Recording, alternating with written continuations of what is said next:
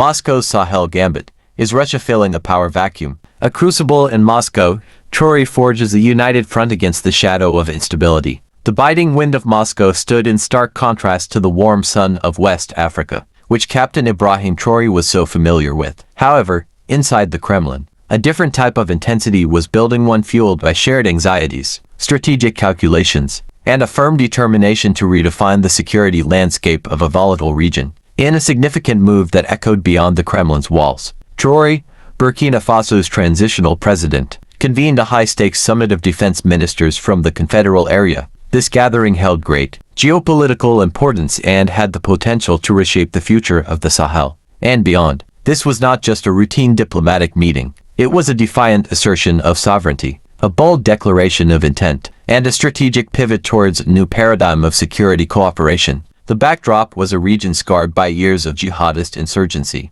political instability, and the lingering influence of external powers. The specter of terrorism, fueled by complex socio-economic factors and exacerbated by the retreat of Western forces, loomed large over the discussions. Traoré, quickly rising to prominence on the African stage, arrived in Moscow with a clear agenda to forge a unified defense strategy, solidify strategic alliances, and seek concrete support in the fight against the multifaceted threats plaguing the confederal area. This was not a plea for charity. It was a call for partnership, a demand for respect, and a strategic maneuver to diversify security relationships. The weight of shared challenges. The ministers who gathered in Moscow carried the weight of their nation's struggles. They represented countries grappling with the relentless onslaught of extremist groups, the destabilizing effects of porous borders, and the urgent need to equip their security forces with the necessary resources and expertise. The discussions were not abstract. They were deeply rooted in the harsh realities of daily life in the Sahel,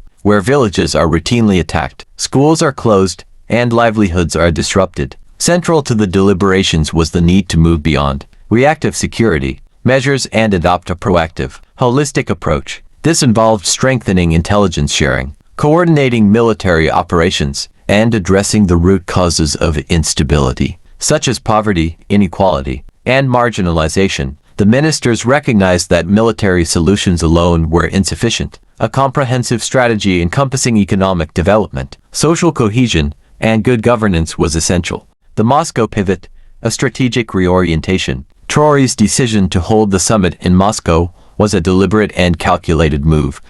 It signaled a clear shift in Burkina Faso's foreign policy and a departure from traditional reliance on Western partners.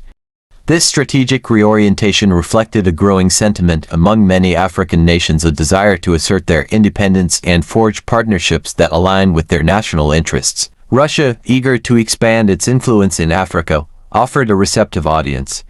The Kremlin, keen to position itself as a reliable partner in the fight against terrorism, expressed its willingness to provide military assistance, technical expertise, and diplomatic support. This convergence of interests created a fertile ground for cooperation and alignment that could have far-reaching implications for the region. The nature of the cooperation. The discussions in Moscow focused on practical measures, including military assistance, providing military equipment, training, and logistical support to bolster the capacity of the confederal area's security forces, intelligence sharing, establishing a robust mechanism for intelligence sharing to enhance situational awareness and facilitate coordinated responses to terrorist threats, joint military exercises, conducting joint military exercises to improve interoperability and enhance the combat readiness of the participating forces, technical expertise, deploying Russian military advisors and experts to offer technical assistance and training to the confederal area's security forces, diplomatic support, providing diplomatic backing to amplify the confederal area's voice on the international stage and advocate for its security interests. The summit also addressed the urgent need to counter the information warfare waged by extremist groups, which use social media and other platforms to spread propaganda and recruit new members. The ministers acknowledged the importance of developing effective counter-narratives and strengthening media literacy to combat disinformation. The regional and global implications. The Moscow summit had profound regional and global implications. It indicated a shift in the balance of power and posed a challenge to the traditional dominance of Western powers in the Sahel. This strategic alignment could significantly reshape the security dynamics of the region and beyond.